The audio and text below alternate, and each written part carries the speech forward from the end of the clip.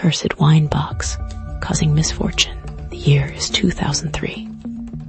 Kevin Mannies, an antique shop owner in Portland, Oregon, stumbled upon a peculiar item at an estate sale. It wasn't the ornate carvings or the unusual Hebrew inscriptions that caught his eye, but the palpable sense of unease emanating from the small wine cabinet.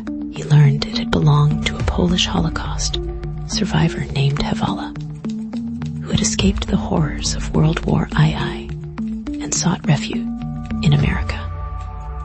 The woman's granddaughter, present at the sale, was adamant that the box should never be opened. She claimed her grandmother had warned of a malevolent spirit trapped within a Dybbuk. Despite the chilling warning and the granddaughter's visible distress, Mannies, a seasoned collector with a taste for the unusual, purchased the box for a mere pittance. He saw it as a fascinating artifact, a conversation piece. He had no idea he was about to invite something truly sinister into his life.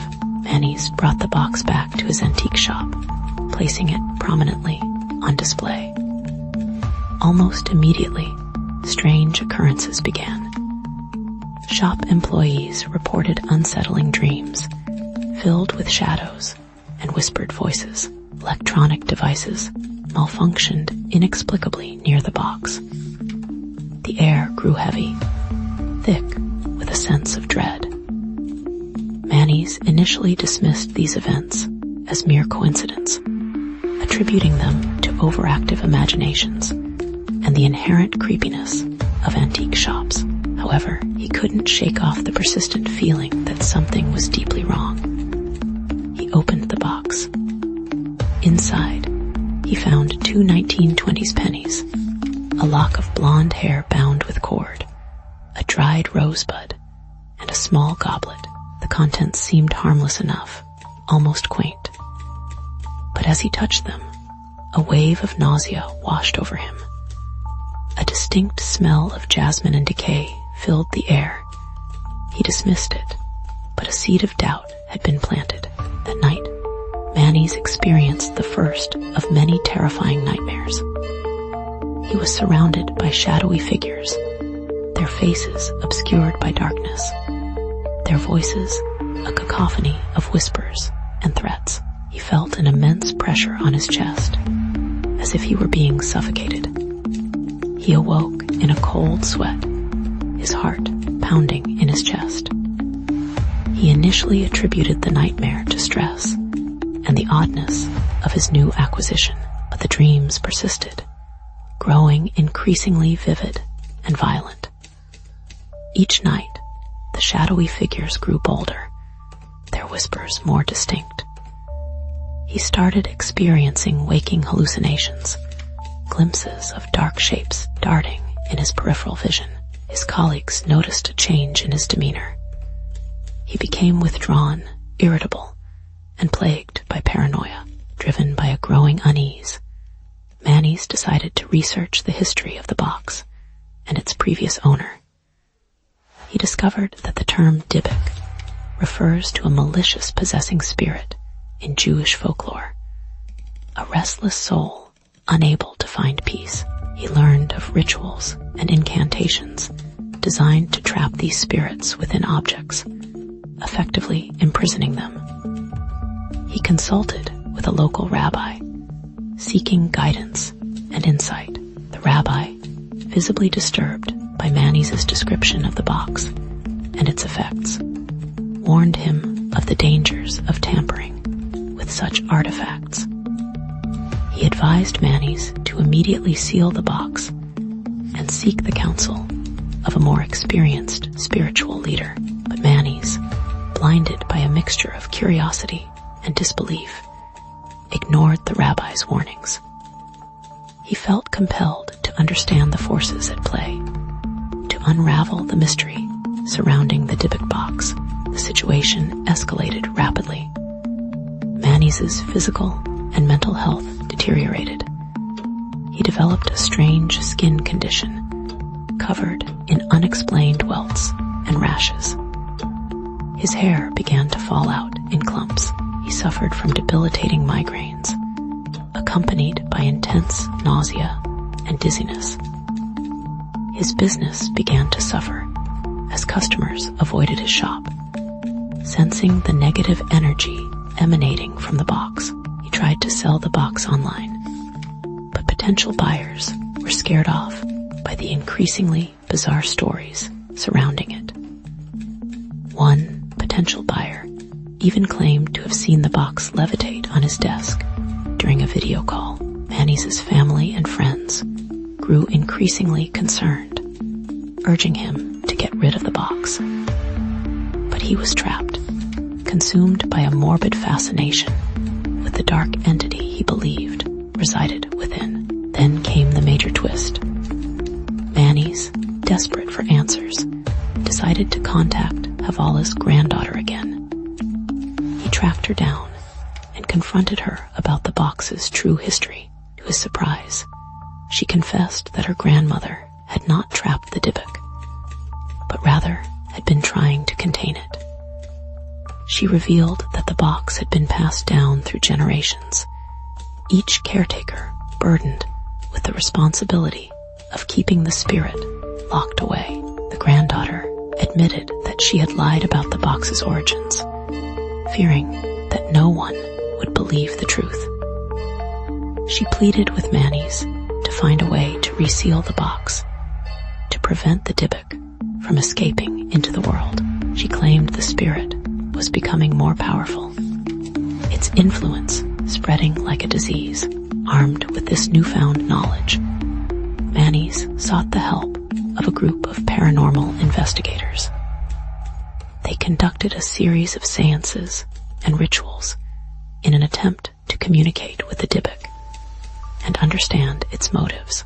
During one particularly intense session, the investigators claimed to have made contact with the spirit, which identified itself as an ancient demon seeking to wreak havoc on the world.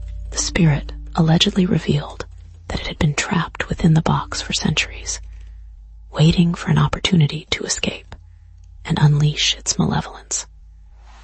The investigators warned Manny's that he was in grave danger, that the Dybbuk was using him as a vessel to manifest its power. They urged him to destroy the box, to sever the connection between the spirit and the physical world. But Manny's, now convinced of the box's supernatural properties, refused to destroy it. He became obsessed with the idea of mastering the Dybbuk, of harnessing its power for his own purposes. He believed that he could control the spirit, that he could use it to achieve wealth and influence. He began to experiment with rituals and incantations, attempting to bind the Dybbuk to his will. His mental state deteriorated further, blurring the lines between reality and delusion. He started acting erratically, isolating himself from his friends and family. He was consumed by a dangerous arrogance, believing himself to be immune to the spirit's influence. He could not have been more wrong. The Dybbuk struck back. Manny's awoke one morning to find his shop ransacked, his prized possessions destroyed. Strange symbols were scrawled on the walls in what appeared to be blood. He called the police, but they dismissed the incident as a random act of vandalism. But Manny's knew better. He knew that the Dybbuk was responsible, that it was retaliating against his attempts to control it. He tried to reseal the box, but it was too late. The spirit had grown too powerful, its grip on the physical world too strong. The box began to emit a foul odor, a putrid mix of decay and sulfur. Dark shadows flickered around it, solidifying into grotesque shapes. Desperate, Manny's put the box up for sale on eBay. He recounted his experiences in vivid detail, warning potential buyers of the dangers associated with the artifact. He hoped that someone, somewhere, would be able to contain the Dybbuk, or destroy the box once and for all. The auction generated a frenzy of media attention, attracting bids from paranormal enthusiasts and skeptics alike. The winning bid came from Iosif Nietsk, a medical student from Missouri who had a fascination with the paranormal and a desire to study the box firsthand. Nietsk received the box and, like Manny's, experienced strange events. His hair fell out and he was plagued by nightmares. After only owning the box for a short period, Nietsk sold it to Jason Haxton, the director of the Museum of Osteopathic Medicine in Kirksville, Missouri. Haxton, initially skeptical, documented his experiences with the box in detail, noting a series of bizarre and unsettling events. He suffered from strange health problems, including hives, welts, and coughing up blood. He also experienced vivid nightmares and felt a constant sense of dread. He even claimed that the box affected the museum's security system, triggering false alarms and causing malfunctions. Haxton sought help from a variety of sources, including rabbis, paranormal investigators, and medical professionals. He underwent numerous tests and treatments, but nothing seemed to alleviate his symptoms. He eventually turned to Kabbalah for guidance, hoping to find a way to neutralize the box's negative energy. After years of research and experimentation, Haxton claimed to have successfully resealed the Dybbuk within the box, using a combination of ancient rituals and modern scientific techniques. He then buried the box in an undisclosed location, hoping to prevent it from ever causing harm again. But the story doesn't end there. Years later, rumors began to circulate that the Dybbuk box had resurfaced. Some claimed that Haxton had never actually resealed the box, that he had simply hidden it away, waiting for the right moment to unleash its power. Others believed that the box had been stolen from its burial site, its malevolent energy once again unleashed upon the world. There were reports of strange occurrences in Kirksville, Missouri, whispers of dark shadows and unexplained illnesses. The legend of the Dybbuk box had taken on a life of its own, fueled by fear, speculation, and the enduring fascination with the supernatural. The final twist: it was all in the mind.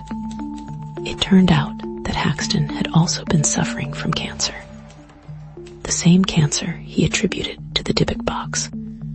While the box did end up being buried, there have been several other boxes that people have claimed to be haunted, and the Dybbuk box has become a worldwide phenomenon. So what are we to believe? Is the Dybbuk box truly a vessel for a malevolent spirit?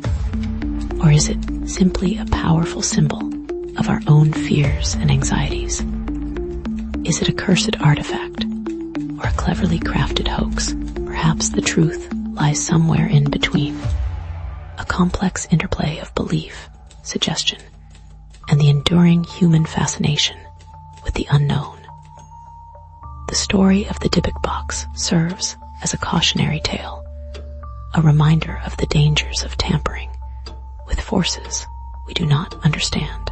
It also raises profound questions about the nature of evil, the power of belief, and the enduring legacy of the Holocaust. The box itself may be buried, but its story continues to haunt us, a chilling reminder that some mysteries may never be truly solved. The chilling irony: the box, meant to contain evil, has unleashed a far greater one: mass hysteria and the exploitation of tragedy for profit.